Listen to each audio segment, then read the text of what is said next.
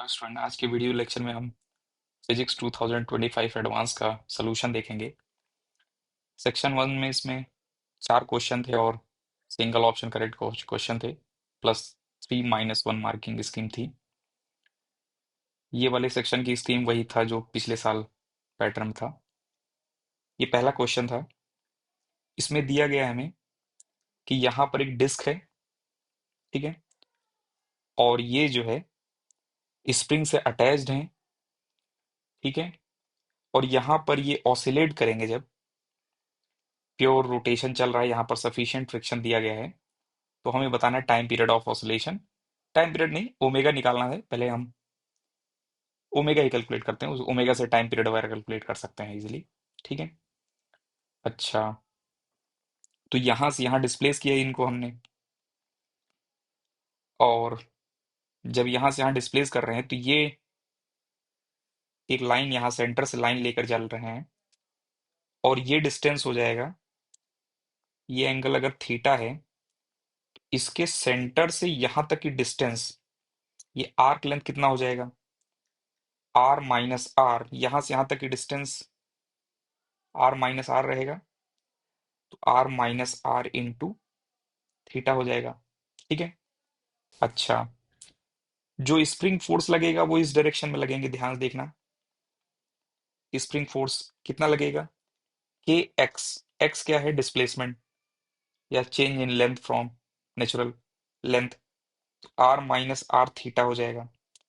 mg force लग रहा है डाउनवर्ड, ठीक है। mg का एक कंपोनेंट इधर आएगा, mg साइन थीटा, ये कॉस थीटा, और इस डायरेक्शन में रहेंगे, दूसरे वाले डायरेक्शन में रहेगा mg साइन थीटा, और थीटा वेरी स्मॉल पर sine theta, mg sine theta की वैल्यू mg साइन ही, mg थीटा ही हो जाएगा, ठीक है। अच्छा, नॉर्मल फोर्स भी आ रहा होगा यहाँ पर, ठीक है ना, लेकिन नॉर्मल जो है यही एक्सिस ऑफ रोटेशन से ही पास करेगा, और फ्रिक्शन फोर्स स्टैटिक होगा, फ्रिक्शन फोर्स इधर रहेगा, ठीक है ना। हम लिख रहे हैं tau is equal to I alpha की इक्वेशन आई सी के अबाउट, ठीक है, बॉटम मोस्ट पॉइंट के अबाउट अगर लिखें हम, तो यहाँ पर लिख सकते हैं चलाने वाला टॉर्क, ये नॉर्मल और फ्रिक्शन तो टॉर्क देंगे नहीं, ठीक है, और mg का कॉस कंपोनेंट भी टॉर्क नहीं देगा आईसी के अबाउट, बॉटम मोस्ट पॉइंट के अबाउट। तो बॉटम मोस्ट पॉइंट के about moment of inertia multiply by alpha is equal to I alpha is equal to torque लिख सकते हैं। टॉर्क कौन देगा, mg साइन थीटा देगा, या हम बोलें थीटा वेरी स्मॉल पर mg थीटा फोर्स जो है वो टॉर्क देगा, और जो kx का जो फोर्स लग रहा है, ठीक है ना, ये टॉर्क देंगे। तो टाउ, ये टाउ हिंज हो जाएगा, ये टाउ आईसी बोल सकते हैं हम, I of IC, tau of IC. अच्छा, अब इसमें हम टॉर्क अबाउट आईसी और आई ऑफ आईसी लिखेंगे। तो बॉटम मोस्ट पॉइंट के अबाउट आईसी अगर देखेंगे हम, ये कोई डिस्क है, बॉटम मोस्ट पॉइंट के अबाउट आईसी लिखते हैं mr² बाई 2 प्लस mr², ये हो जाएगा 3/2 mr² अल्फा, ठीक है, इज इक्वल टू,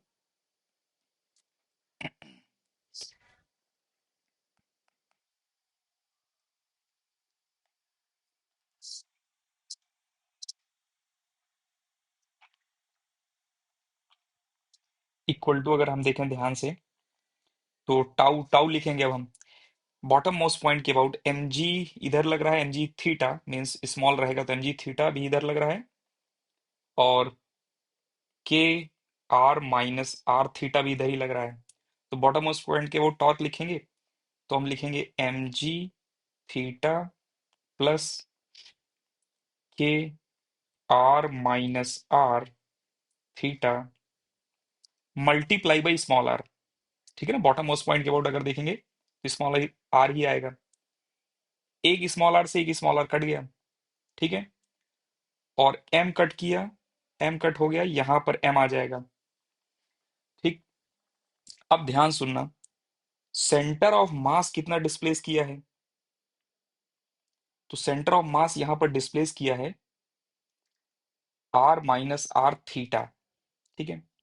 तो मान लो सेंटर ऑफ मास का डिस्प्लेसमेंट अगर दिया गया आर माइनस आर थीटा, ठीक है।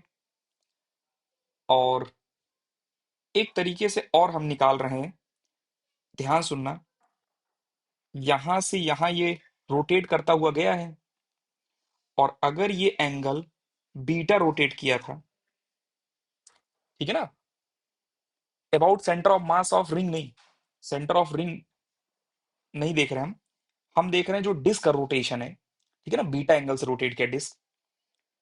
अगर कोई भी डिस्क बीटा एंगल रोटेट करेंगे तो उनका सेंटर ऑफ मास कितना आगे चलेगा, तो हम बोलेंगे बीटा इंटू आर। तो यहां से बीटा की वैल्यू, बीटा है एंगल रोटेटेड बाई डिस्क, ध्यान रखना है हमें, ठीक है ना, एंगल रोटेटेड बाई डिस्क, कितना वो रोल किए, तो बीटा की वैल्यू मिल जाएगी हमें R minus R theta divided by R, ठीक है। अच्छा एक मिनट एक मिनट एक मिनट, ये लिखने की भी जरूरत नहीं थी हमें, एक काम करते हैं, थीटा की वैल्यू लिखते हैं, ठीक है ना, क्योंकि थीटा को हमें हटाना है। तो थीटा हो जाएगा beta R divided by R minus R, ठीक है। अगर हम यहां पर थीटा पर रिप्लेस करें तो जी थीटा की जगह पर आ जाएगा beta R divided by R minus R plus K by M, ठीक है। और अगर केयरफुल होकर देखो ध्यान से, तो ये आर माइनस आर कट जाएगा बॉटम के आर माइनस आर से, ठीक है। तो यहां पर बचेगा केवल हमारे पास beta multiply by small R, ठीक है, यही बचेंगे। और इधर क्या हमारे पास है, 3/2 आर अल्फा, तो ये अल्फा, ये आर से आर कट गया, और अल्फा इज इक्वल टू मिल रहा है, अब यहाँ पर अल्फा की वैल्यू अगर देखेंगे तो हमें मिल जाएगा 2/3 G by R minus R plus K by M, beta बाहर निकल गया, यही तो है ओमेगा स्क्वायर। और अगर हम केयरफुल होकर समझे तो अल्फा है angular acceleration of that disc about IC, और बीटा भी है एंगल रोटेटेड, दोनों सेम ही है, मतलब सेम, बीटा का डबल, ये बीटा का डिफरेंशिएशन, डबल डिफरेंशिएशन देखेंगे तो अल्फा ही है, ठीक है ना, एंगुलर एक्सेलरेशन है और ये एंगल ट्रेवल्ड है। तो बीटा की जगह पर हटा कर लिख सकते हैं हम, या फिर अल्फा की जगह पर हटा के लिख सकते हैं हम d2 बीटा बाई dt2। यहां से मिल गया हमें ओमेगा स्क्वायर, ओमेगा स्क्वायर ही पूछा गया था। और केयरफुल होकर अगर हम देखेंगे तो इसमें ऑप्शन हमें मैच कर कर जाएगा हमारा, ठीक है, ए ऑप्शन मैच कर जाएगा, समझ गए। अच्छा क्वेश्चन था ये, ठीक है। वैसे तो ये टफ क्वेश्चन है अगर, लेकिन ये हमारे स्टूडेंट है तो हमने कराया था, इसलिए ये इजी में ही रखा जाएगा, ठीक है ना। ये दूसरा क्वेश्चन, इसमें angle, maximum angle deflected by larger block पूछा गया था, तो ये भी हम पढ़ चुके हैं, हमने देखा था इसे कौन से चैप्टर में, कोलिजन में देखा था, सेंटर ऑफ मास में मैक्सिमम एंगल डिफ्लेक्शन अलग से टॉपिक पढ़ाया था हमने, और ये स्क्रीन शेयर करके ही पढ़ाया गया था, ठीक है ना, कि ये पार्टिकल लार्जर वाले वी वेलोसिटीज आ रहे हैं, स्मॉल एम रेस्ट पर था, ये velocity of centre of mass रहेगा, momentum in centre of mass frame दोनों बॉडी का इक्वल होता है, ये सब बता चुके हैं हम, ठीक है, म्यू इनटू वी रिलेटिव होता है momentum in centre of mass frame, ठीक है ना, बोथ बॉडी का इक्वल होता है। बिफोर कोलिजन ये पास आते हुए दिखते हैं, और आफ्टर कोलिजन ये दूर जाते हुए दिखते हैं। अब आफ्टर कोलिजन किसी भी डायरेक्शन में जा सकते हैं, ठीक है, तो हमने एक जनरल डायरेक्शन ले लिया, किसी भी डायरेक्शन में जा सकते हैं। इसके बाद हमने प्रूफ किया था क्लास में कि पी डैश की वैल्यू पी के बराबर होगी, क्योंकि इलास्टिक कोलिजन है, और इलास्टिक कोलिजन में एनर्जी बिफोर और after in C frame centre of mass frame में इक्वल रहेगा। तो बिफोर और after energy centre of mass frame में जैसे ही लिखेंगे हम, तो वहां से पी की वैल्यू पी डैश के बराबर आ जाएगी, ठीक है। अब हमें दिखाना देखना था कि एंगल डिफ्लेक्शन, तो सेंटर ऑफ मास फ्रेम में तो ये डायरेक्शन है, ठीक है ना। सेंटर ऑफ मास फ्रेम में अगर देखें V1 की डायरेक्शन, तो V1 की डायरेक्शन रहेगा ये, ठीक, मैग्नीट्यूड ये रहेगा, डायरेक्शन किसी भी डायरेक्शन में हमने रख लिया रैंडम। और हमें पता है बिफोर कोलिजन सेंटर ऑफ मास की जो वेलोसिटी थी वही आफ्टर कोलिजन भी सेंटर ऑफ मास की वेलोसिटी रहेगा। और ये बताया था हमने कि आफ्टर कोलिजन है, ये बिफोर कोलिजन ये सेंटर ऑफ मास की है, और ये जो है सेंटर ऑफ मास फ्रेम में वेलोसिटी है, ठीक है ना, कैपिटल एम की वेलोसिटी है ये, क्योंकि मोमेंटम कैपिटल एम का सेंटर ऑफ मास फ्रेम में डिवाइडेड बाई कैपिटल एम का मास, तो वेलोसिटी आ जाएगा। और एंगल अगर हमें देखना है डिफ्लेक्शन मैक्सिमम कितना होगा, ठीक है, तो इसके लिए मल्टीपल केसेस थे कि m is equal to M small M capital M में रिलेशन जो भी देखा था हमने कि capital M greater than small M. तो कैपिटल एम अगर बड़े हैं तो ये वाला जो वेक्टर रहेगा, ये जो अभी हम बना रहे हैं ये वेक्टर, तो ये वेक्टर की लेंथ जो है ब्लू वेक्टर से कम रहेगा। और ऐसा हुआ तो मैक्सिमम एंगल कितना रहेगा, अभी ध्यान से देखना, यहां पर तो ये एंगल है, यहां पर ये एंगल है, यहां पर ये एंगल है, यहां पर ये एंगल है, यहां पर जो है एंगल फिर से कम होना स्टार्ट हुआ। तो जब ये टेंजेंट रहेंगे उसी समय मैक्सिमम एंगल आएगा, तो ये एंगल 90 हो गया। और इसकी लेंथ, इस वेक्टर की लेंथ पता है, इस ब्लू वेक्टर की लेंथ पता है हमें, तो 5 हो जाएगा साइन थीटा डिवाइडेड बाई, तो ये पिंक वेक्टर की लेंथ, ब्लू वेक्टर की लेंथ, और जैसे ही रेशियो लिया तो ये, और बताया भी था हमें यहाँ पर smaller quantity divided by larger quantity, sine theta की वैल्यू यही रहता ही है। और अगर कैपिटल एम स्मॉल होता, ठीक है ना, ब्लू वेक्टर अगर स्मॉल होते, पिंक वेक्टर लार्ज होते, ठीक है, तो पिंक वेक्टर किसी भी डायरेक्शन में जा सकते हैं, तो यहां पर एंगल जो है यहां तो 180 भी हो सकता है, ठीक है ना, तो कुछ भी एंगल हो सकता था। और केस 3 हमने पढ़ा था कि जब दोनों इक्वल रहेंगे तो angle less than R equal to ये पाई मिलता है, पाई/2 मिलता है, ये देखा था हमने, ठीक है। चलिए, तो ये formula direct formula based question था ये, अगर आपने पढ़ा है तब, और अगर नहीं पढ़ा है तो क्वेश्चन एग्जाम में तो बहुत मुश्किल है हमें लग रहा है, ठीक है ना, सॉल्व कर पाना मुश्किल ही है। अगर आपने पढ़ा था तो आपके लिए आसान क्वेश्चन में रखा जाएगा ये। तो इसमें साइन थीटा हमें पता है, smaller block mass divided by larger block mass, और 1/2 आ जाएगा, और 1/2 आते ही हम 30 डिग्री पाई/6 डी ऑप्शन टिक करके आगे बढ़ जाएंगे, ठीक है ना। लेकिन ये तभी कर पाएंगे जब हम पढ़े होंगे पहले से, अदरवाइज वो पूरा चैप्टर देखना पड़ेगा हमें।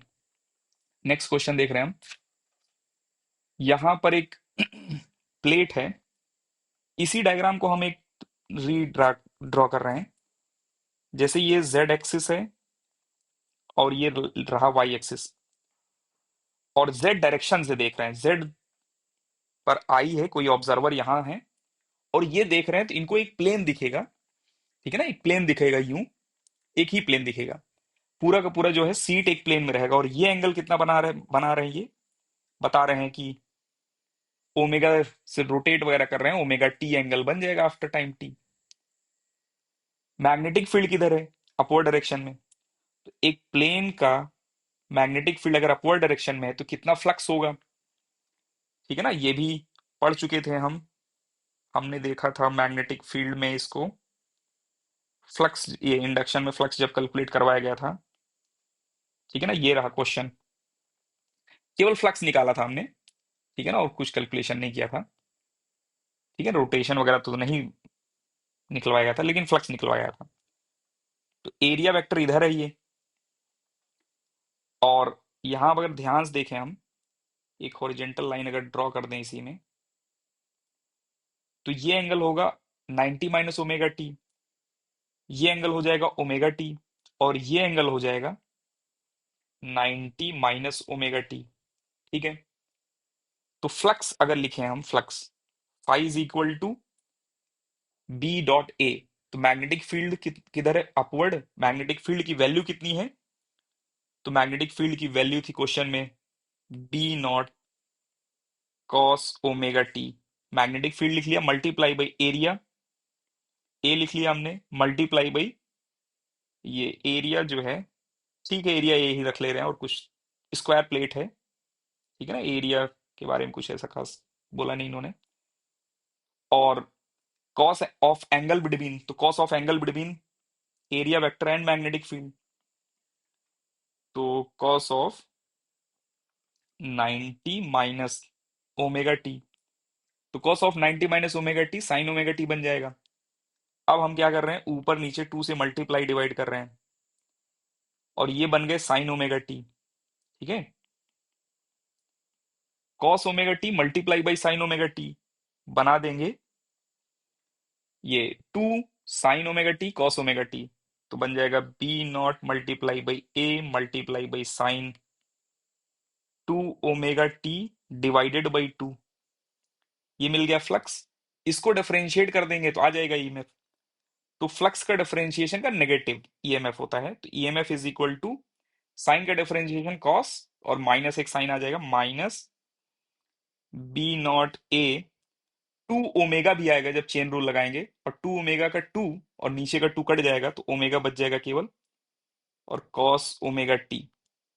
तो यहां पर माइनस कॉस फंक्शन है ये, ठीक है ना, और 2 ओमेगा है ये। एक क्वेश्चन में बताया था इन्होंने कि केवल और केवल पॉजिटिव वाई पर मैग्नेटिक फील्ड है, केवल और केवल यहां मैग्नेटिक फील्ड है, समझ रहे हैं ना। तो हाफ टाइम के लिए मिलेगा हमें ईएमएफ, हाफ टाइम के लिए नहीं मिलेगा। तो इसमें अगर देखें तो पहला ऑप्शन में भी करेक्ट हो, दूसरा गलत है क्योंकि साइन में तो हो ही नहीं सकता, माइनस साइन तो है नहीं।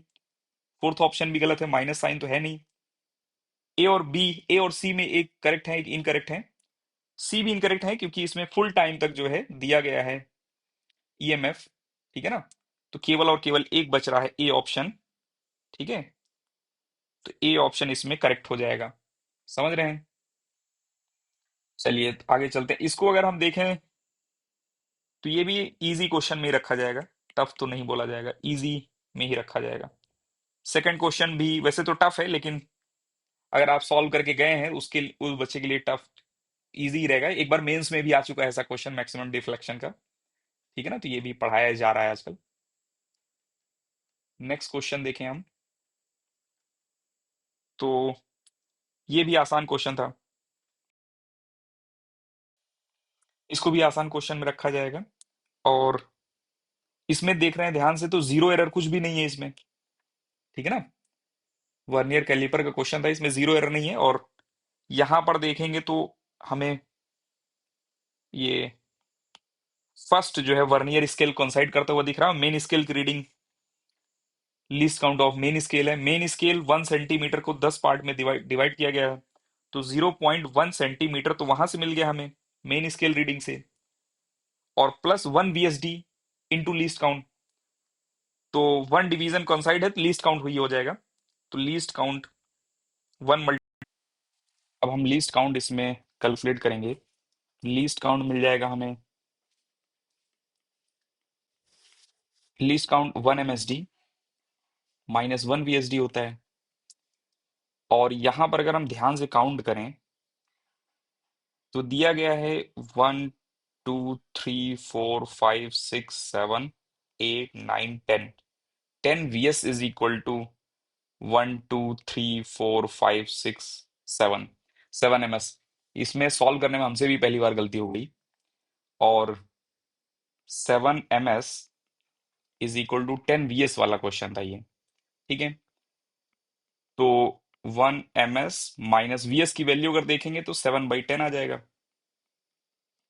MS, ये आ जाएंगे 3/10 MS, 0.3 MS, और 0.3 MS इधर ऐड कर देंगे हम लीस्ट काउंट में, तो 0.1 ये तो पहले से ही था, और लीस्ट काउंट वाला जो है 0.3 MS, तो 0.3 MS की वैल्यू कितनी है, 0.1 है, ठीक है ना।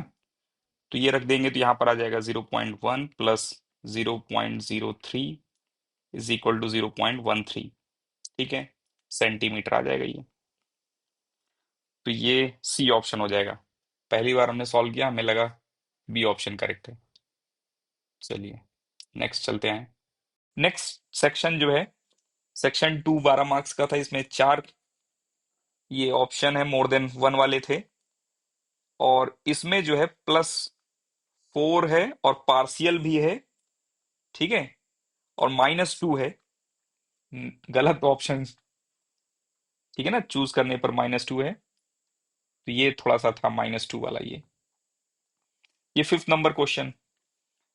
एग्जैक्टली ये क्वेश्चन तो नहीं किया गया था क्लास में। क्लास में कुछ ऐसा क्वेश्चन किया गया था, बस उसी पर ही ये बेस्ड है कि एक रेजिस्टेंस है और एक कंडक्टिंग वायर मान लो थ्रो कर दें वी नॉट वेलोसिटी से, ठीक है, और धीरे धीरे ये स्लो डाउन होंगे।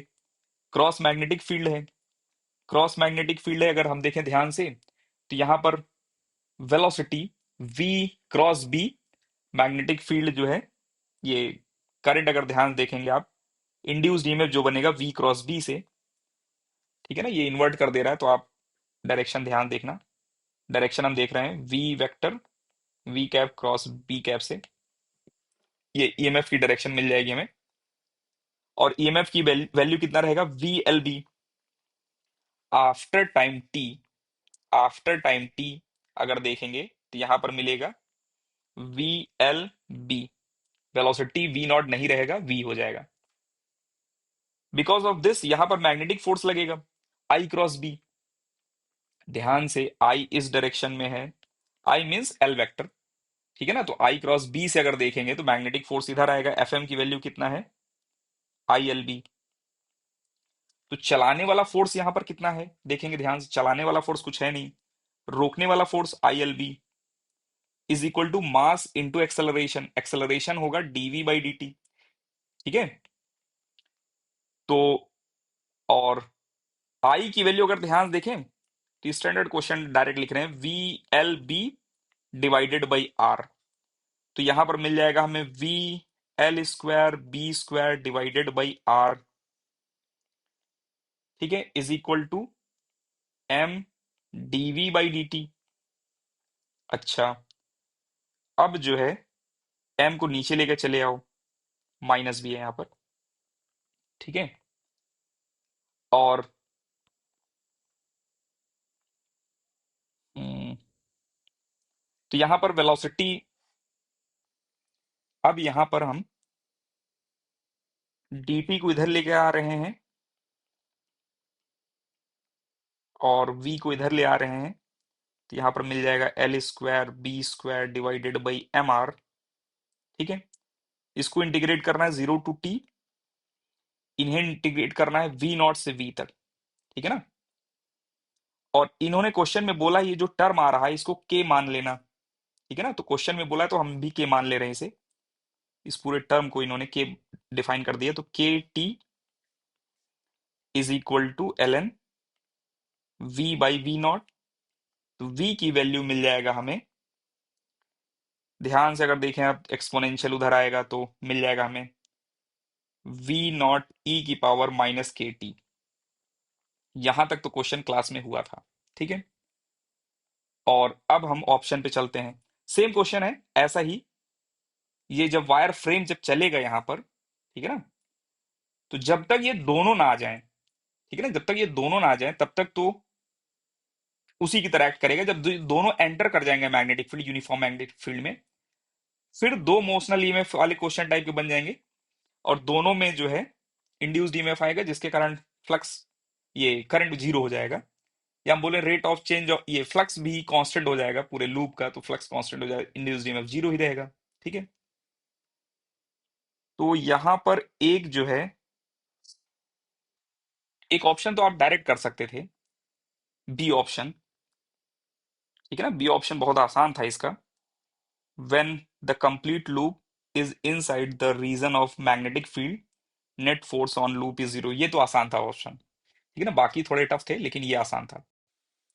अच्छा, नेक्स्ट ऑप्शन देखने से पहले हम डिस्टेंस भी निकाल लेते हैं, टोटल डिस्टेंस मूव्ड, ठीक है ना, तो dx बाई डी टी, अगर यहाँ इसको इंटीग्रेट करें, v को, v की वैल्यू रख दें अगर हम, और dt को कट करके इधर लेके चले आए हम, ठीक है ना, राइट हैंड साइड ट्रांसफर कर दें, dt यहाँ आ गया, इंटीग्रेट कर दें हम, टाइम 0 to t, और x जो है 0 to x, यहां पर आ जाएगा x is equal to V naught, और इसे इंटीग्रेट करेंगे तो यहां पर आएगा minus K T 0 to t, और एक टर्म आ जाएगा, ठीक है ना, माइनस के। ये इंटीग्रेशन बहुत सिंपल है, बार बार किया जाता रहता है ऐसा, तो आप समझ रहे होंगे इसको।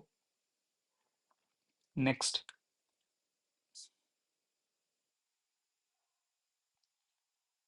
ये देखना, यहां पर लिखेंगे हम x is equal to V naught by के।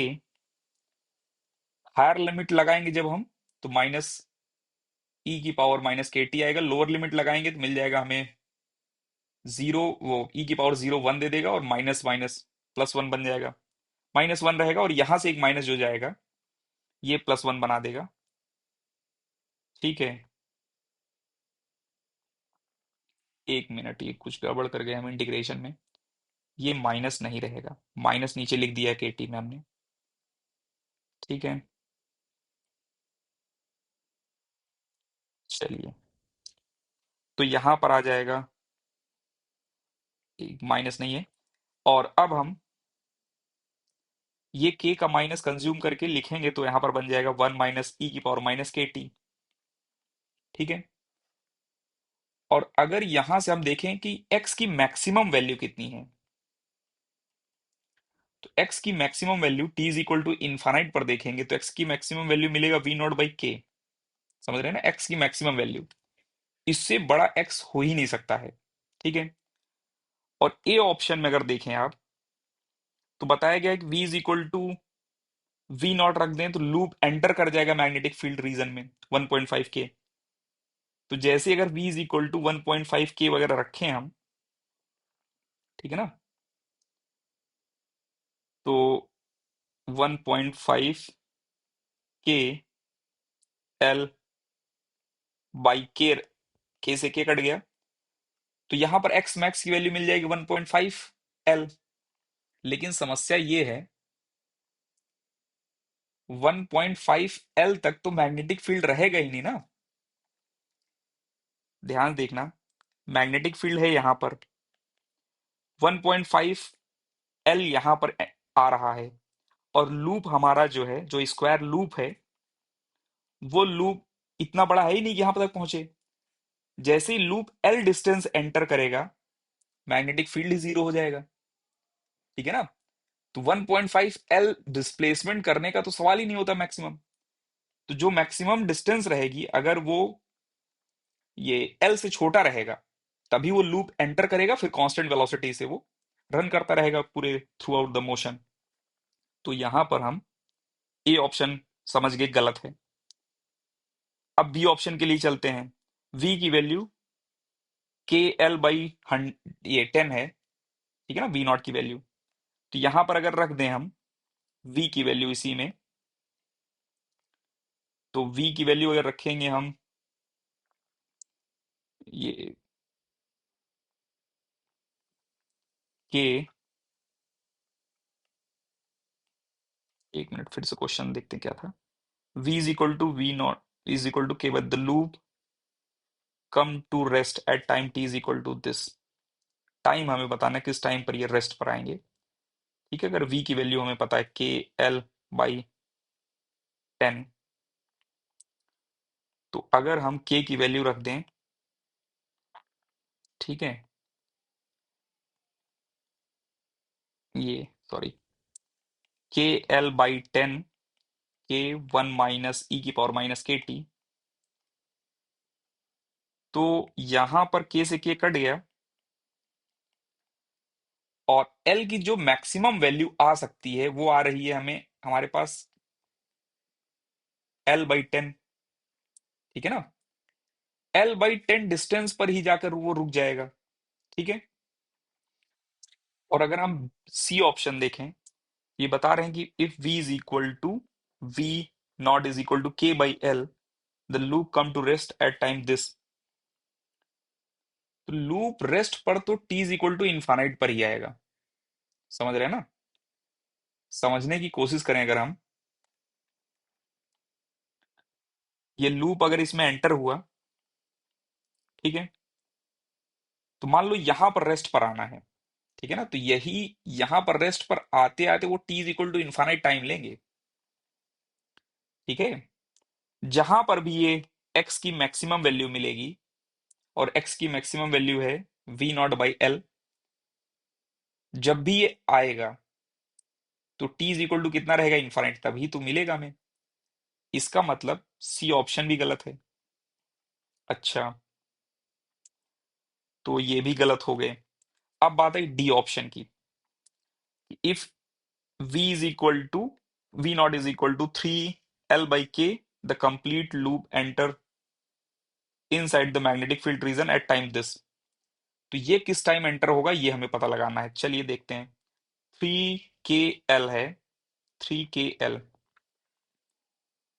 तो यहां पर 3KL divided by K, 1 - e⁻⁻KT। जब कंप्लीट एंटर हो रहा होगा उस समय x कितना रहेगा, L। तो यहां से L से L कट गया, K से K कट गया, और यहां मिल जाएगा हमें 1/3, 1 - e⁻⁻KT।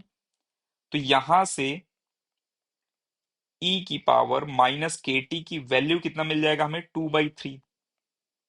ठीक है ना, ये मिल गया। तो टाइम कितना आएगा ये, तो लॉग बोथ साइड अगर लें और लॉग का थोड़ा सा दिमाग लगाएं, फ्लिप करा दें, 3/2 लिख दें, माइनस कंज्यूम करा लेंगे हम। ठीक है, तो ये थोड़ा लैग भी कर रहा है हमें लग रहा है। माइनस ये खत्म हो चुका है KT, तो T कितना आ जाएगा, 1/K ln 3/2। ठीक है ना, तो यही है ऑप्शन, देख लेते हैं एक बार।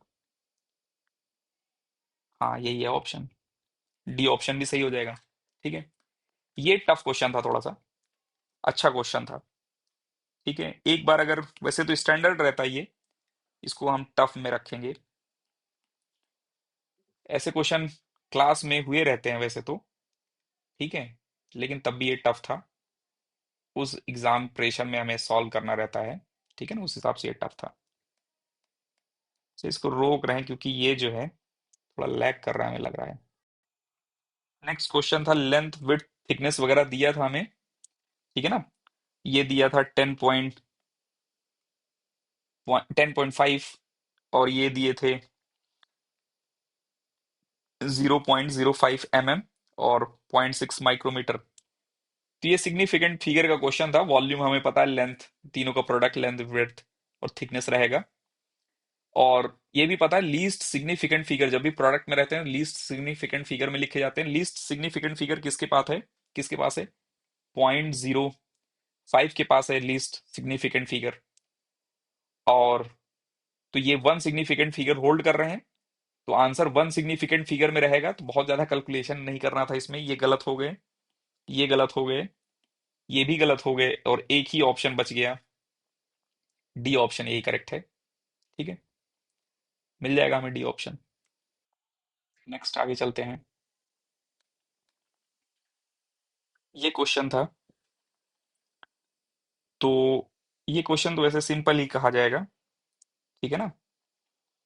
इसमें इंसिडेंस वेव का इक्वेशन दिया था और रिफ्लेक्टेड और ट्रांसमिटेड की इक्वेशन पूछा गया था। तो हमें पता है जब भी सॉलिड से रिफ्लेक्शन होगा तो पाई का फेज रिफ्लेक्टेड के पास रहता है और ट्रांसमिटेड के पास, तो सेम फेज में चलते हैं। और जब भी मीडियम चेंज होता है तो फ्रीक्वेंसी सेम रहते हैं, ठीक है ना। मीडियम चेंज होता है, फ्रीक्वेंसी सेम रहते हैं, और लैम्डा वगैरह चेंज हो जाता है, के चेंज हो जाता है, ओमेगा सेम रहता है। इसी कॉन्सेप्ट पर ये क्वेश्चन था, बहुत सिंपल क्वेश्चन था ये, हम समझेंगे।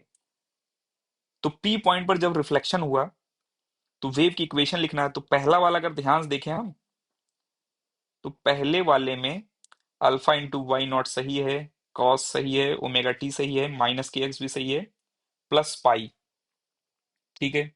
सॉलिड से रिफ्लेक्शन हुआ है, प्लस पाई रहेगा। तो पहला वाला इक्वेशन सही है, इसमें कोई डाउट नहीं है। माइनस इसलिए आ रहा है क्योंकि रिफ्लेक्टेड वेव नेगेटिव साइड में जाएंगे, दैट्स वाई वो माइनस आ रहे हैं। और बी ऑप्शन में अगर देखेंगे, पी पॉइंट पे ट्रांसमिशन हुआ है, और when wave transmitted through P the first time the transmitted wave represented by this, तो अल्फा वाई नॉट, ठीक है ना। रिफ्लेक्टेड वेव सेम फेज में रहते हैं और प्लस प्लस भी ही रहता है, तो ये भी सही है। कॉस भी सही है, ओमेगा टी सही है, माइनस सही है, के चेंज होना चाहिए था, समझ रहे हैं ना। क्योंकि ट्रांसमिटेड में 4 म्यू आ गया, ठीक है ना, तो 4 म्यू आ जाएगा तो के चेंज हो जाएगा। तो हमें पता है ओमेगा सेम रहेगा, या हम्म या फ्रीक्वेंसी सेम रहेगा, speed divided by lambda same रहेगा। और हमें पता है lambda is equal to 2 pi by K, और स्पीड को लिख सकते हैं √T/म्यू, ठीक है ना। तो टेंशन सेम है तो के डिवाइडेड बाई √म्यू, ये कांस्टेंट रहेगा, तो K1 mu 1 is equal to K2 mu 2 होना चाहिए था। तो जैसे ही इसको लिखेंगे तो म्यू 2 की वैल्यू 4 म्यू रखेंगे तो कट के वहां पर आ जाएगा K2 की वैल्यू 2K, ठीक है ना, K2 की वैल्यू 2K आ जाएगी, इस वजह से ये ऑप्शन गलत हुआ, ठीक है। बी ऑप्शन गलत हुआ, 2K होना चाहिए था यहाँ। सी ऑप्शन में देख रहे हैं हम, when the wave represented reflected from Q first time the reflected wave represented by this. तो ये भी गलत है क्योंकि इसमें भी दिख रहा है हमें, एक तो इसमें कई गलतियां हैं। एक तो माइनस का प्लस होना चाहिए था, एक के भी जो है 2K होना चाहिए था, ठीक है ना, और पाई तो सही था। तो दो गलतियां हैं इसमें, इसलिए ये गलत है। डी ऑप्शन अब चलते हैं, when wave transmitted through Q, transmitted through Q, तो क्यू पर देखेंगे अगर ध्यान से, तो जब ट्रांसमिट होगा तो अल्फा वाई नॉट सही है, कॉस सही है, ओमेगा टी माइनस सही है, 4K, एक बार चेक कर लेते हैं हम 4K सही है कि नहीं है, इज इक्वल टू K3/म्यू 3, ठीक है ना, फ्रीक्वेंसी वहां पर भी वही रहेगा। तो फर्स्ट वाले का पता है और थर्ड वाले का निकालना है, तो K/√म्यू is equal to K3/√16 mu. जैसे रखेंगे तो 4 आ जाएगा हमारा K3। तो ये K3, fourth option is also correct, A and D R correct option, ठीक है। चलिए अब आगे चलते हैं हम, सेक्शन 3 देखते हैं। इसमें पहला ये सेक्शन 3 न्यूमेरिक वैल्यू वाले हैं, +4 0 इसमें है, माइनस मार्किंग नहीं है इसमें, तुक्का लगा सकते थे इसमें आप। तो एक क्वेश्चन हमने किया था, ये एक स्प्रिंग ब्लॉक सिस्टम है, ऑसिलेट कर रहा है, उस पर एक ब्लॉक रखा गया, लीव द सरफेस का केस कहां पर आएगा। तो मैक्सिमम पोजीशन पर लीव द सरफेस का केस आता था, मैक्सिमम एक्सेलरेशन होता था वहां पर, ठीक है ना, जब भी एसएचएम कर रहा है कोई बॉडी, तो मैक्सिमम एक्सेलरेशन कहाँ रहेगा, टॉप मोस्ट पॉइंट्स पर और बॉटम मोस्ट पॉइंट पर। अच्छा, तो यहां पर भी जब ये ऑसिलेशन हो रहा है तो मैक्सिमम एक्सेलरेशन कहाँ रहेगा, टॉप और बॉटम पर रहेगा। तो एक्सेलरेशन इसी को दो बार डिफरेंशिएट कर दो, तो एक्सेलरेशन की वैल्यू हमें मिल जाएगा, ये वन से कोई खास मतलब नहीं, वन डिफरेंशिएट करने में गायब हो जाएंगे, आ जाएगा 8 omega square minus omega square sine omega T, यही रहेगा। हमें मैक्सिमम एक्सेलरेशन से मतलब है, बस 8 ओमेगा स्क्वायर से मतलब है। तो ए मैक्स की वैल्यू जो आ रही है that is 8 × omega square, omega omega जो है 2 pi by T, 2 pi by 40, 2 pi by 40, pi pi pi cut गया, 1/20, तो 1/20 इंटू 20 ओमेगा स्क्वायर करना था हमें, ठीक है ना। तो 8 से कट कर देते हैं इसको, तो यहाँ पर 4 5 और 2 बचेगा 2, ठीक है ना, 10, तो 1/50 आ जाएगा ए मैक्स। तो मैक्सिमम नॉर्मल कहाँ रहेगा, टॉप पोजीशन पर, मिनिमम नॉर्मल कहाँ रहेगा, बॉटम मोस्ट पॉइंट पर। तो मैक्सिमम नॉर्मल में एम जी प्लस ए रहेगा, मिनिमम में एम जी माइनस ए रहेगा, ठीक है ना। और इसका डिफरेंस अगर लेंगे तो 2 m a आ जाएगा। तो 2m कितना दिया था क्वेश्चन में, 50, इंटू ए कितना दिया है, कैलकुलेट कर लिया हमने 1/50, तो 50 से 50 कट गया, आ गया आंसर 2, ठीक है ना। मैक्सिमम और मिनिमम का अगर हम डिफरेंस देखेंगे, ठीक है ना, दैट इज 2। तो 2 आंसर इसमें करेक्ट रहेगा 8th में। इसको इजी में रखा जाएगा, बहुत ज्यादा टफ क्वेश्चन तो नहीं था ये। नेक्स्ट, एक क्यूब है, a cube of volume this, unit volume 1 metre cube का वॉल्यूम है, और इसमें 10⁻7 35 इंटू 10⁻7 फोटोन है। फ्रीक्वेंसी दिया गया और हमसे पूछा जा रहा है इसमें ये energy electromagnetic with in the volume, amplitude of magnetic field दिया गया है हमें, और सारी वैल्यूज वगैरह भी दे रखा है इन्होंने। अब पूछा जा रहा है हमसे, 1 मिनट, इसमें हमसे पूछा है एम्पलीट्यूड ऑफ मैग्नेटिक फील्ड में अल्फा की वैल्यू क्या है, ठीक है। तो ये एनर्जी अगर हम बात करें इसमें कितनी रहेगी, तो 35 × 10⁻⁷ फोटॉन्स हैं। और एच न्यू एक फोटोन की एनर्जी होगी। एच की वैल्यू जो बताया गया वही यूज करेंगे हम।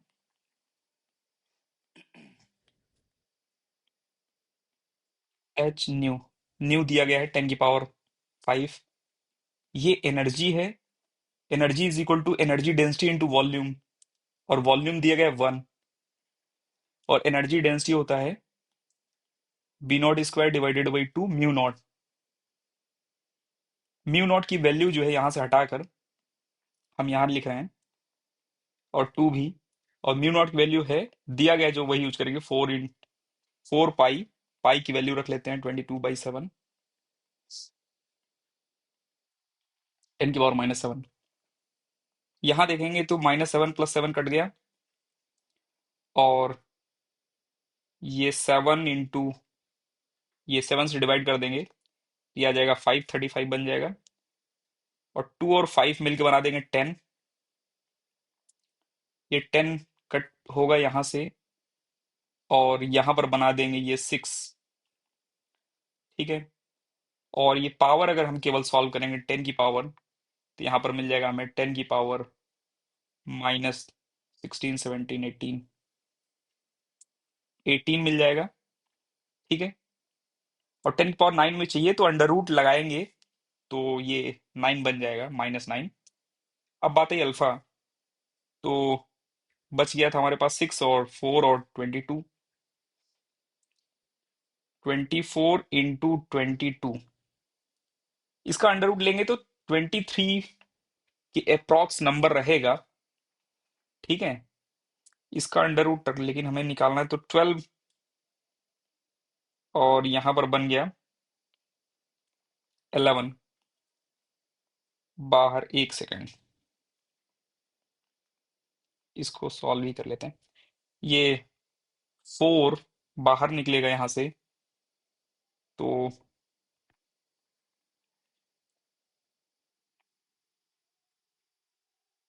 4 क्या, इसमें से 8 और यहां से 2, तो यहां पर निकल जाएगा 4 बाहर, और यहां पर बन जाएंगे 3 × 11, 33, 4√33। ठीक है ना। 33 का अगर रूट याद है आपको, तो आप कैलकुलेट कर सकते हैं। ठीक है। √33 इंटू 4, 22.97 आ रहा है, तो 22.97 इंटू 10⁻⁻18, -9 हो जाएगा। अंडर रूट लगा दिया, B0 की वैल्यू आ जाएगी। ये क्वेश्चन टफ माना जाएगा, क्योंकि यहाँ पर ये कैलकुलेशन आ गई लास्ट में, और उस प्रेशर में ये कैलकुलेशन करना जो है बहुत ही बड़ा टास्क रहेगा। ठीक है ना। इस वजह से ये क्वेश्चन टफ है, अदरवाइज तो आसान ही था। लेकिन हम तो टफ ही बोलेंगे इसको, क्योंकि वहां कैलकुलेट कर पाना बच्चे के बस का तो नहीं रहता है उस प्रेशर में। नेक्स्ट क्वेश्चन जो है, यहाँ पर दिया गया है कि T1 T2 TP और TQ टेम्परेचर हैं, और W हीट फ्लो हो रहा है। बीच में 2 प्लेट्स लगा दिए गए, और ठीक है ना। तो अब जो है WS की वैल्यू, इसमें जो हीट फ्लो होगा, या इसमें इसमें तीनों में हीट फ्लो बराबर ही रहेगा वैसे, तो ये हीट फ्लो बताना है WS, और W0/WS का रेशियो जो है कितना रहेगा। ठीक है। तो ये क्वेश्चन किया जाता है वैसे क्लास में, ये इन बिटवीन का टेम्परेचर निकाला जाता है, लेकिन क्लास में जो किया जाता है मोस्टली एडवांस के लिए एक प्लेट लगाया जाता है। ठीक है ना। और इंटरमीडिएट प्लेट का टेम्परेचर कैलकुलेट करवाया जाता है क्लास में, लेकिन एडवांस ने इस बार 2 प्लेट लगा दिया, ये थोड़ा टफ बना दिया इन्होंने, तो इसको भी टफ क्वेश्चन में बोला जाएगा इसे। ठीक है। तो ध्यान से देखना, इनका हीट फ्लो और इनका हीट फ्लो बराबर रहेगा, तो heat flow is equal to होता है इमिसिविटी सिग्मा और area multiply by T1⁴ minus T2⁴। कुछ ऐसा फॉर्मूला होता है। सिग्मा ई ए सब कुछ सेम रहेगा सभी में, और तो इनका 1 का हीट फ्लो और 2 का हीट फ्लो और 3 का हीट फ्लो बराबर होगा। इसका टेम्परेचर मान लिया हमने x, इनका मान लिया हमने y, टेम्परेचर लेट किया हमने। तो अब लिख सकते हैं हम, बाकी सब कुछ कट जाएंगे, सिग्मा, अब सालन ए कट जाएंगे, उसको लिखने की जरूरत नहीं है, हम केवल टेम्परेचर डिफरेंस पावर 4 को जो है इक्वल कर दे रहे हैं बस। तो टी पी की पावर 4 माइनस एक्स की power 4 is equal to X की पावर 4 माइनस वाई की पावर 4। ठीक है, ये एक इक्वेशन है,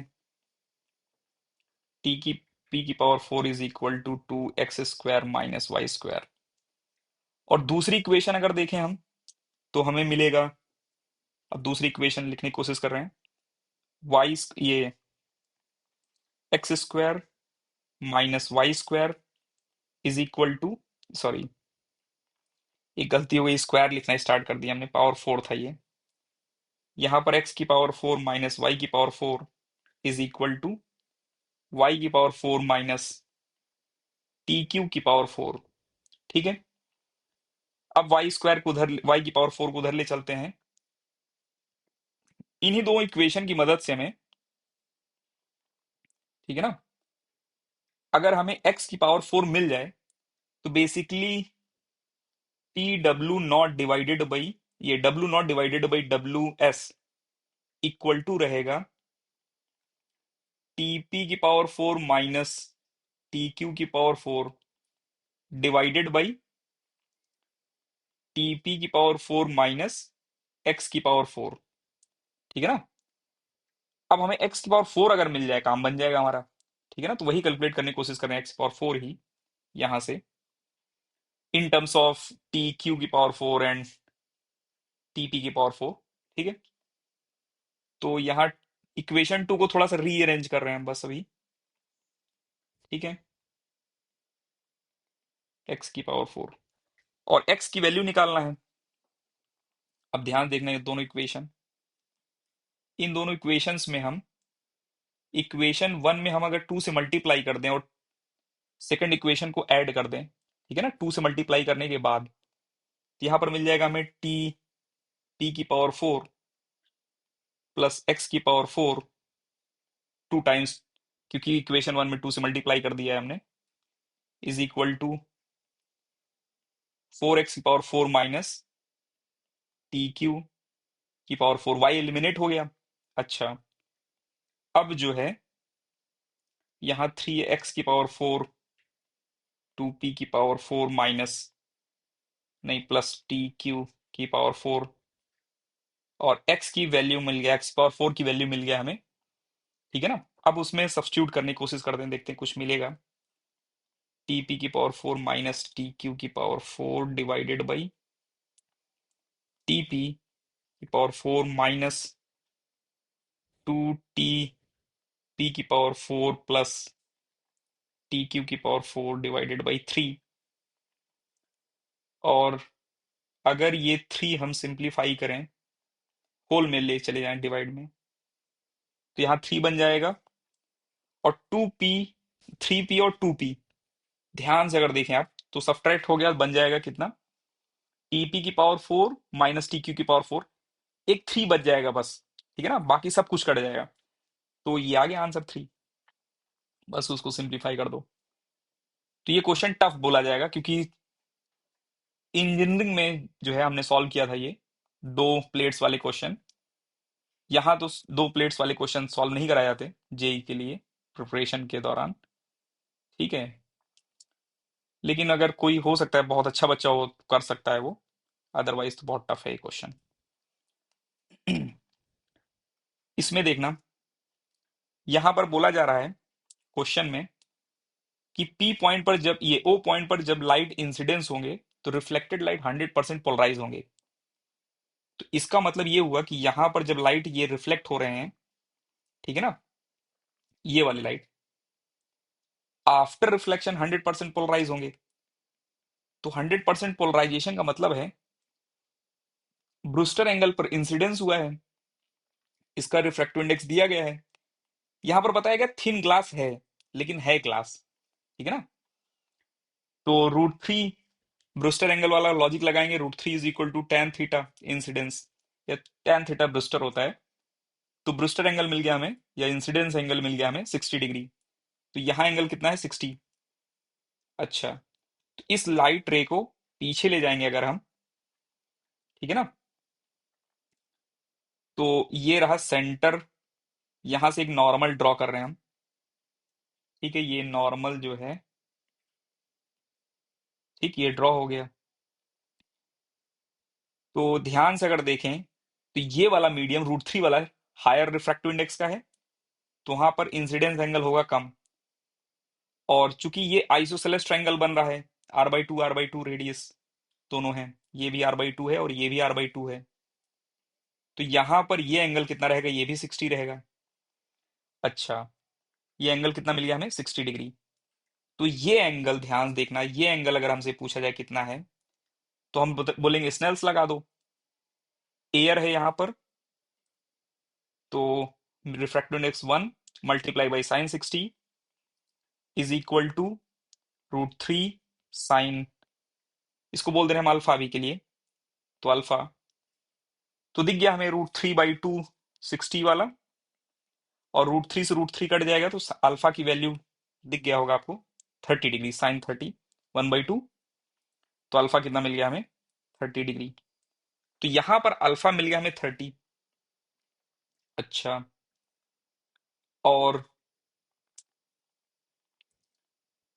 अगर हम क्वेश्चन समझें ध्यान से, तो ये कितने भी रिफ्लेक्शन हो जाए यहाँ, ठीक है ना, अगर ये एंगल थीटा है तो ये भी थीटा होगा, और ये एंगल भी थीटा होगा, ये एंगल भी थीटा होगा, ठीक है ना, और ये एंगल भी थीटा होगा, ये एंगल भी थीटा होगा, ठीक है। ये आप, एक क्वेश्चन रहता है जो टर्निंग ऑफ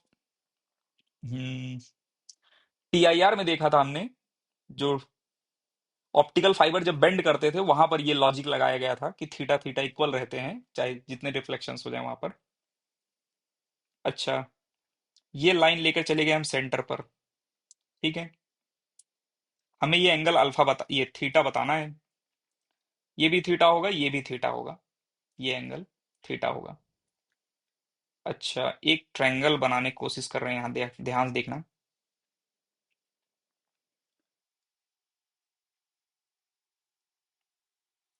ये ट्रायंगल, ये एंगल थीटा है, नहीं पता है, अल्फा पता है हमें। हम्म,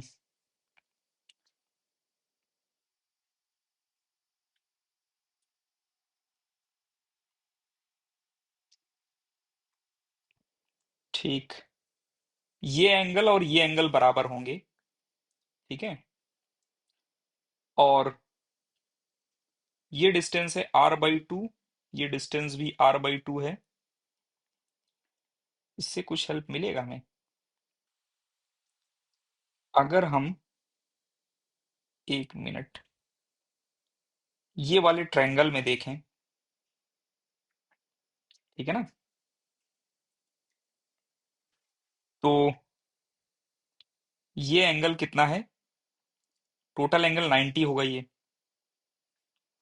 ठीक है। क्यों 90 होगा, क्योंकि ये प्रॉपर्टी 8 थोड़ा अगर हम बताया जाता है हमें कि अगर एक सर्कल है और उसके डायमीटर अगर हैं, ठीक है ना, और यहाँ पर जो ये एंगल बनता है ये 90 रहता है, तो उस प्रॉपर्टी का अगर यूज करें तो ये एंगल 30 है, ये भी एंगल 30 होगा, 30 30, चलिए 30 से काम बन जाएगा हमारा। यहां से एक नॉर्मल ड्रॉ कर रहे हैं हम, ठीक है ना, ये है r/2, ध्यान से देखना, दिख गया आंसर,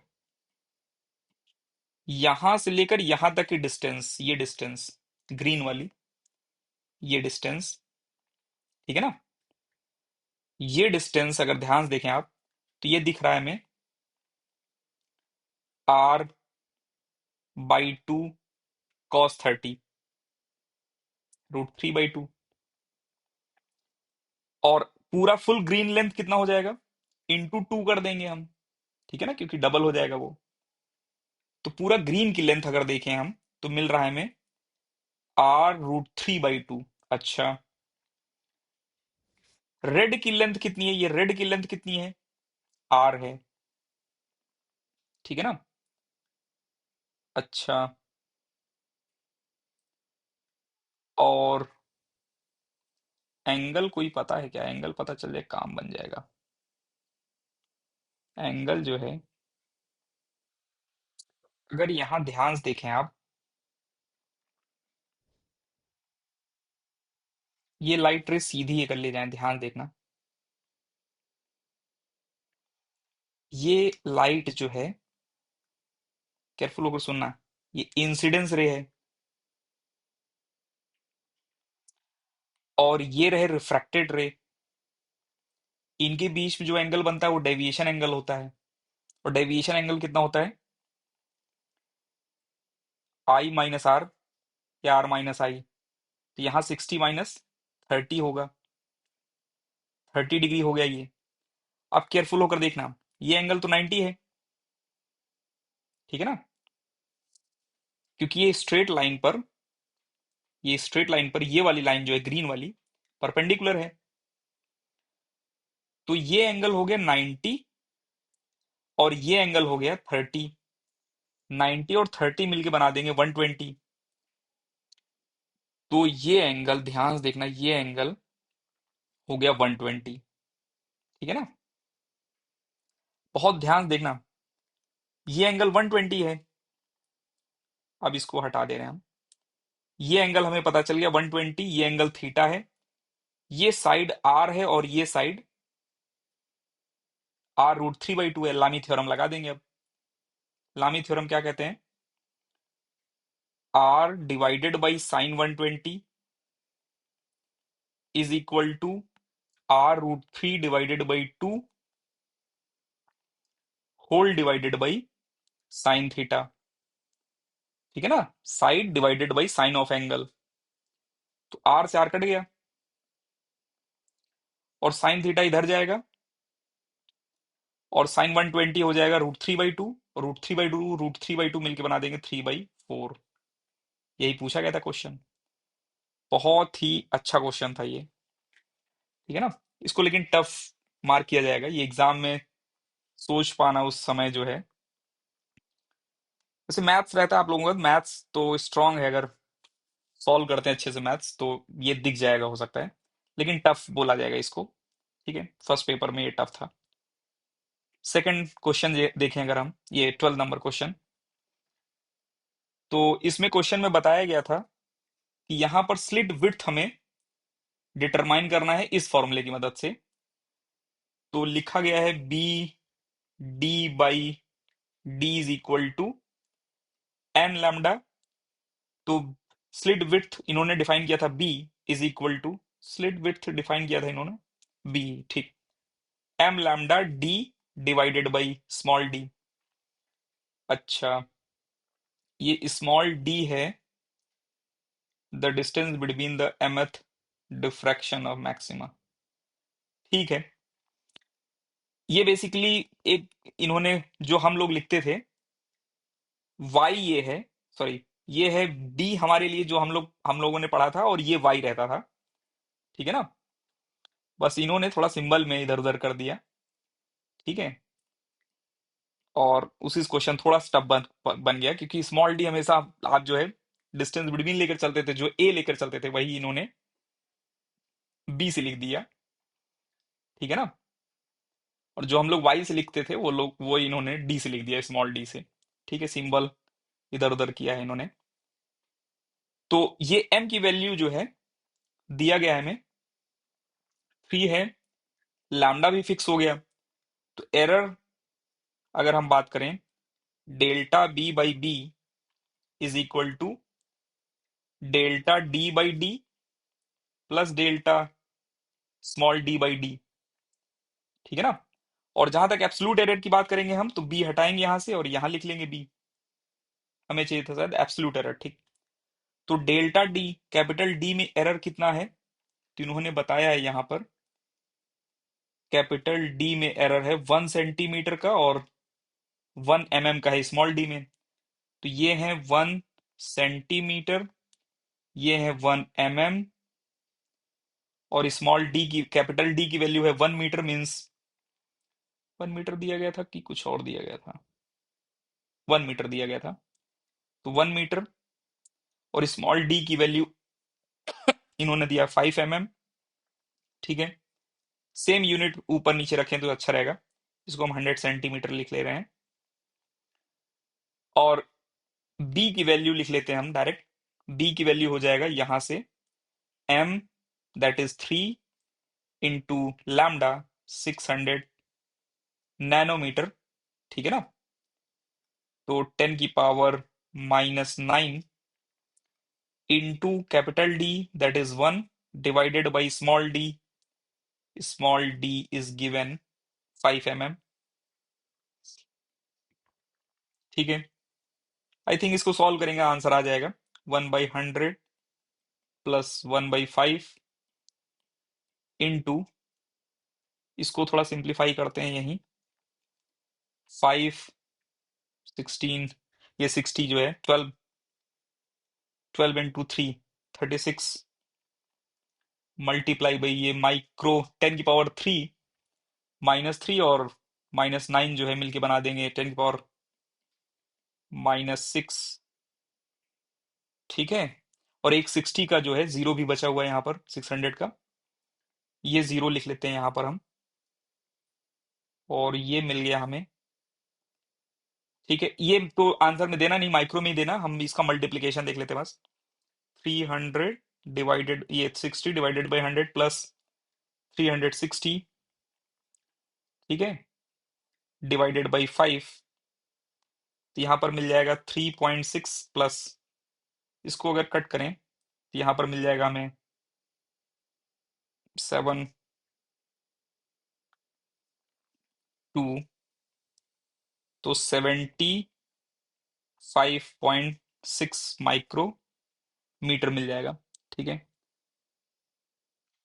कैलकुलेशन मिस्टेक अगर नहीं हुई होगी तो यही करेक्ट आंसर होगा। ठीक है ना, कैलकुलेशन मिस्टेक आप देख लेना। ठीक है, आई थिंक करेक्ट ही होगा।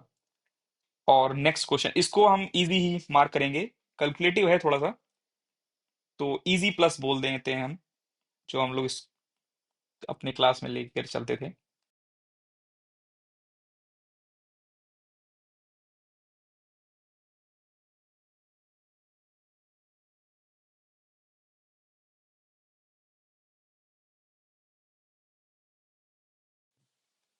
हेलो, चलिए नेक्स्ट क्वेश्चन जो है दिया गया है, ये थोड़ा सा लेंदी था, इसको टफ बोलेंगे, ये अच्छा क्वेश्चन था, थोड़ा कुछ ज्यादा ही बना दिया इन्होंने। अच्छा, टफनेस कहाँ थी वो देखते हैं हम। इन्होंने टेम्परेचर बोला है और डी ब्रॉगली वगैरह का रिलेशन बता रहे हैं, तो डी ब्रॉगली वेवलेंथ हमें पता है, H divided by under root of, वैसे तो होता है एच डिवाइडेड बाई √3, के टी वगैरह लिखते थे, 3 m के टी वगैरह लिखते थे। ठीक है, लेकिन वो जब डेरिवेशन किया जाता था तो लिखा जाता था 2 × मल्टीप्लाई बाई काइनेटिक एनर्जी, और काइनेटिक एनर्जी को हम लोग लिखते थे 3/2, ट्रांसलेशन काइनेटिक एनर्जी 3/2 के टी, तो 3/2 जब लिखते थे तब 3 आता था, लेकिन इन्होंने अलग ही अपना फॉर्मूला बना लिया है, थर्मल एनर्जी की इन्होंने लिखा है कि KV into T, Boltzmann constant into T लिखना है। ठीक है ना, तो यही समस्या आई, अगर हम ये यूज नहीं करेंगे तो आंसर गलत आ जाएगा हमारा। ठीक है, तो ये यूज करना था, इसी वजह से ये क्वेश्चन टफ है, अदरवाइज ये क्वेश्चन टफ नहीं था, अगर ये वैल्यू ना यूज करनी होती हमें, क्वेश्चन इजी हो जाता। तो यहां पर काइनेटिक एनर्जी कितना लिखेंगे हम, K B into T is equal to lambda. ठीक है ना, तो यहां पर अगर हम देखें, टेम्परेचर अगर लिखना हो हमें, तो अच्छा एक मिनट, इसको यहीं रहने दो, एक काम करते हैं, जो और इंफॉर्मेशन दिया गया, थर्ड ऑर्बिट में इलेक्ट्रॉन रोटेट कर रहे हैं, तो थर्ड ऑर्बिट में अगर हम देखें, तो 3 × λ, ठीक है ना, इज इक्वल टू होता है ये 2 पाई आर। ये तो बताया गया हमें, 3 × λ is equal to 2 pi R. और 2 पाई आर, आर की वैल्यू यूज करेंगे हम R0 n² बाई Z। तो R0 को इन्होंने ए बोला है, A0 multiply by n² divided by Z। ठीक है। अच्छा, और n की वैल्यू कितनी है, 3 है, तो यहां हम n की वैल्यू 3 रख देंगे, तो ये हो जाएगा 9 और 3 λ। तो 3 से इसको कट करेंगे तो यहां आ जाएगा 3, 9 बिकम 3। ठीक है। अच्छा, अब जो है लैम्डा को यही यही लैम्डा वहां ऊपर वाले में सब्स्टिट्यूट कर देते हैं, ठीक है ना। तो जैसे ही ऊपर वाले में सब्स्टिट्यूट करेंगे तो हमारे पास आ जाएगा 2 pi A0 × 3 divided by Z is equal to H divided by √2m⁴ बस आंसर आ गया। इसका स्क्वायर कर दो बोथ साइड, टी को जो है लेफ्ट हैंड साइड ऊपर लेकर चलो, राइट हैंड साइड सिंप्लीफाई कर दो, बस आंसर आ जाएगा। तो जब स्क्वायर करेंगे तो 3 और 2 6 है, 6 स्क्वायर, 6 स्क्वायर मिल जाएगा हमें 36, और नीचे 2 है तो 72 आ जाएगा नीचे, वही दिख जाएगा हमें आंसर, बाकी और कुछ इसमें था नहीं। टफनेस यही थी कि इसमें 3/2 kT जो काइनेटिक एनर्जी होता है उसके बजाय इन्होंने बोला था टी, केटी यूज करना है बस, समझ रहे हैं ना।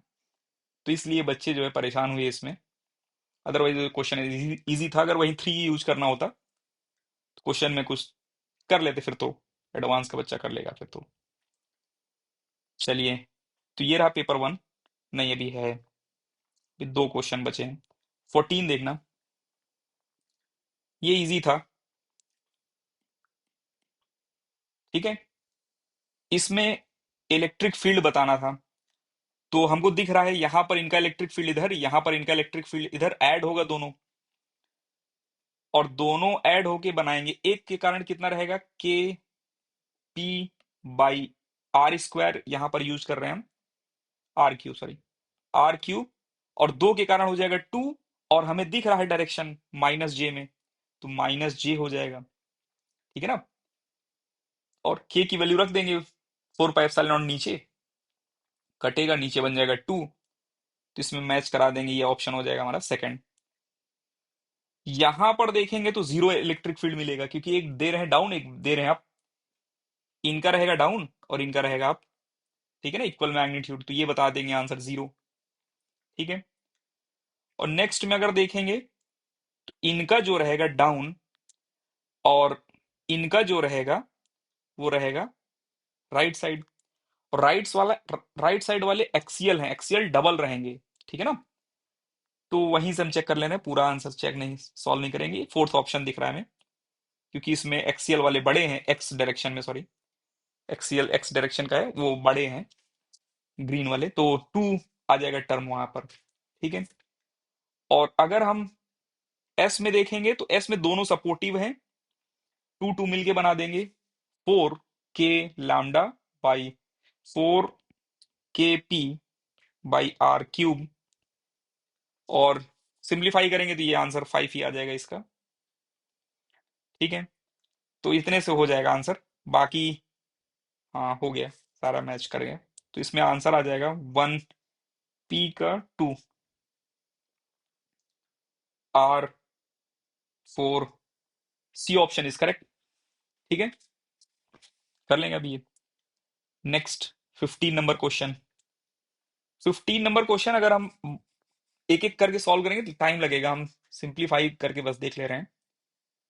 प्योर रजिस्टर सबसे आसान होता है, और वोल्टेज दिया इन्होंने 300 sin ω t, तो 300 डिवाइडेड बाई 30 आ जाएगा कितना, 10 sin ω t। तो 10 किस पर है आंसर में, 10 एक का ही पीक है, थर्ड का, तो पी का थर्ड हो गया, ठीक है ना। अच्छा, इसमें अगर रेजोनेंस कहीं हो जाए तब भी काम बन जाएगा हमारा, और ऐसा लग रहा है रेजोनेंस हो रहा है, क्योंकि ये पहले वाले ऑप्शन में भी साइन से शुरुआत है, तो यहां तो रेजोनेंस नहीं हो सकता है। रेजोनेंस हो सकते हैं तो आर और एस में। अगर हम एक बार आर और एस को चेक कर लें तो ज्यादा अच्छा रहेगा, या फिर ठीक है रहने दो, रेजोनेंस चेक नहीं करते हम। 100 ये मिली हेनरी का वैल्यू निकाल लेते हैं। 100 milli henry multiply by omega is 400, omega 400 है। तो इसमें 400 से जब मल्टीप्लाई करेंगे हम, ठीक है, तो मिली जो है इनका, मिली 1 2 3 कट जाएगा और ये आ जाएगा 40 ओम। ये बना देंगे 50। ठीक है। अच्छा, 40 100 देन 25 करेस्पॉन्ड टू 10 ओम। ठीक है ना, लीनियर इक्वेशन से देख सकते हैं आप। और 25 correspond to 10, then 125 correspond to 50 ohm. अब एक काम करते हैं, यहां पर एक्सी निकाल लेते हैं, फिर थोड़ा अच्छा से कैलकुलेशन करेंगे।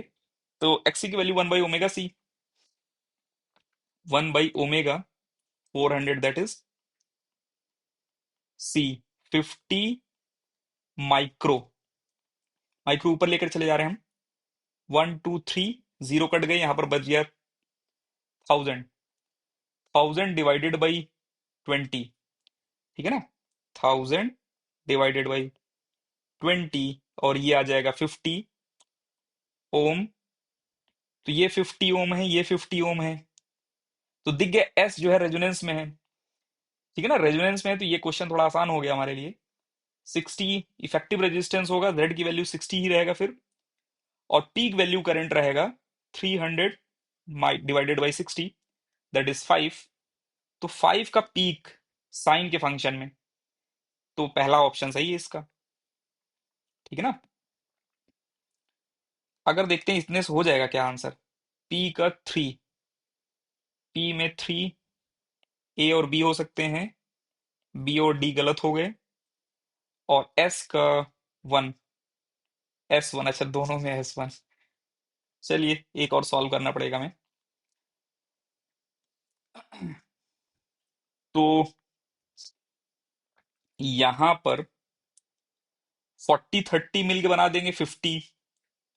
और यहां पर भी कैपेसिटर का 50 और इंडक्टर का -10 लगे, मतलब कैपेसिटर का -50 और इंडक्टर का +10, -40 बनेगा। -40 30 फिर से 50 बनाएंगे, लेकिन मैग्नीट्यूड सेम है। और कैपेसिटर वाला कैपेसिटिव रहेगा और क्यू वाले जो है इंडक्टिव रहेंगे। ठीक है ना। अच्छा, तो पीक वैल्यू तो फिक्स हो गई 50। 300 डिवाइडेड बाई 50 करेंगे, आ जाएगा 6। तो हमको समझ में आ रहा है यहां पर भी 6 है और यहां पर भी 6 है, सेकंड वाले में भी कुछ 6 जैसा दिख रहा है। ये तो पता चल गया, फोर्थ ऑप्शन इज फॉल्स। ठीक है ना, चौथा ऑप्शन गलत है बिल्कुल। तो चौथा तो गलत ही है। तो सी ऑप्शन गलत हो गया। ठीक है ना, ए ऑप्शन सही हो जाएगा। एग्जाम में रहेंगे तो इतने से ही आगे बढ़ जाना है हमें, लेकिन अभी तो हम सॉल्व कर ले रहे हैं। ठीक है। तो यहां पर साइन फंक्शन था, ठीक है ना। और साइन फंक्शन जो है, ये इंडक्टर अगर हम देखेंगे तो इंडक्टर में वोल्टेज लीड करता है, करंट लैग करता है। ठीक है ना। तो यहां पर करंट ये था, सॉरी वोल्टेज ये था, और करंट वाइट वाले हैं। और इसमें अगर देखें ध्यान से, तो लीड कौन कर रहा है, करंट। करंट लीड कर रहे हैं, और करंट लीड करता है कैपेसिटर में। करंट लीड करता है तो ये कैपेसिटिव है। सेकंड आर का सेकंड हो जाएगा, और आर का second, first option is correct. ठीक है। ये आसान में रखा जाएगा वैसे, ऐसे क्वेश्चन आप बहुत सारे किए होंगे। ठीक है ना, तो इसको इजी में रखा जाएगा, टफ तो नहीं है ये। मैथ द कॉलम है, दो मिलेंगे, दो ऐसे खुद से ही आ जाएगा आंसर। और आईआईटी में ये है कि जो आउट ऑफ सिलेबस हल्का सा दिखे, अगर हम मैथ द कॉलम वगैरह में कभी कभी रहता है वो, तो जितना आ रहा है उतना कर दें, बाकी जो है ऑप्शन गलत रहेंगे या मैच नहीं कर रहा होगा वो। ठीक है, ये भी कभी कभी देखा गया है। जैसे ये क्वेश्चन है, इस क्वेश्चन में सारे ऑप्शन मैच करा पाना बहुत टफ था। लेकिन अगर हम ध्यान से थोड़ा दिमाग लगाए ना, काम बन जाएगा हमारा। इसमें बोल रहे हैं, ये वाला तो हमको बिल्कुल समझ में नहीं आ रहा है। ठीक है, E is partially depend on Z, ये भी ऑप्शन समझ में नहीं आ रहा है। एक ये समझ में आ रहा है, ये देखा कहाँ है हमने, कि अल्फा में देखा है हमने। तो ये मिल गया करेक्टरिस्टिक, इसका हो गया फर्स्ट, क्यू का हो गया फर्स्ट। बस एक ही ऑप्शन से हमारा क्वेश्चन सही हो गया। ठीक है ना, क्यू का हो गया फर्स्ट, हो गया सही। बाकी जो है energy due to electronic transition from hydrogen atom, P का फाइव भी दिख रहा है आपको अच्छे से। ठीक है ना। बाकी ऑप्शन अगर हम देखें तो हमको तो नहीं पता है, ये हम तो नहीं पढ़ाते हैं कि ऐसा कुछ हमने पढ़ाया हो क्लास में। ठीक है, लेकिन ये क्वेश्चन बच्चा कर लेगा। क्यों? क्योंकि दो ऑप्शन से ही क्वेश्चन हो जा रहा है हमारा। ठीक है ना। बाकी तो हमको समझ में नहीं आ रहा, वो देख सकते हैं आप। अब एक्सप्लेन करना उसमें कुछ है नहीं, ना थ्योरी भी पढ़ाया नहीं जाता है। ठीक है, अब हम पेपर 2 देखेंगे।